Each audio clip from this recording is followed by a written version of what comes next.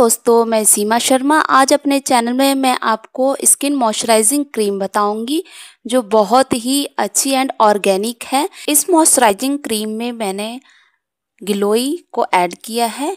इसमें गिलोय को इसलिए ऐड किया है क्योंकि गिलोय के पत्तों में एंटी इन्फ्लेमेटरी प्रॉपर्टीज़ होती हैं एंड इसमें प्रोटीन होता है एंड फास्फोरस के साथ साथ इसमें स्टार्च भी होता है जो स्किन को क्लियर एंड फेयर बनाता है। ठीक है, इस क्रीम को आप अगर आपके पूरे बॉडी में कहीं भी खुजली हो, इस मॉइस्चराइजिंग क्रीम को आप यूज़ कर सकते हैं।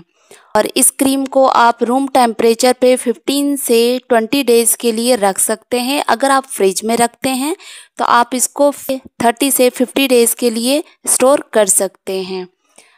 अगर आप मेरे चैनल को फर्स्ट टाइम देख रहे हैं तो चैनल को सब्सक्राइब जरूर करें एंड सब्सक्राइब के बगल में जो बेल बटन है उसको क्लिक करना ना भूलें, ताकि मैं कभी भी नई वीडियो अपलोड करूंगी आपके पास तुरंत पहुंच जाएगी।